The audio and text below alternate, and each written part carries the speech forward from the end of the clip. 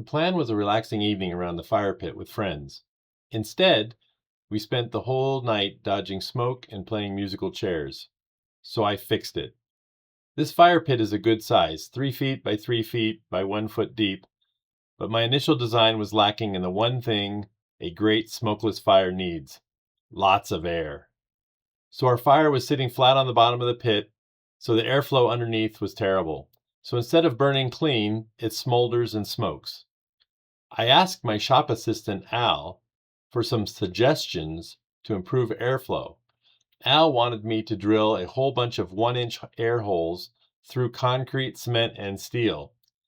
Yeah, no. I think Al's cheese has slipped off his cracker. Just raise the sides, he says. Not practical, and it would be ugly. Al might be looking for a new job soon. I'll pass. He even suggested starting over and redesigning the whole thing. That's not going to happen. I told him I wanted cheap, easy, and quick. You have to get pushy with Al sometimes. He likes to save the best options for last. Then he suggests raising the floor of the fire with a steel grate. Now that is an idea I can get behind.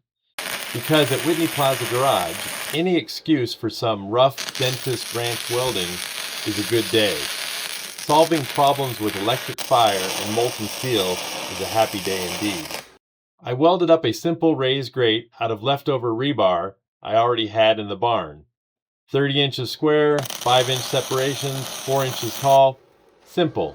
It doesn't even have to be pretty. Now the fire can breathe, burn hotter with a lot less smoke. The fix isn't always complicated unless you are Al. Sometimes you just need more air. Thanks for watching Whitney Plaza Garage, Gums and Gumption. Ah well, it's time to moose on.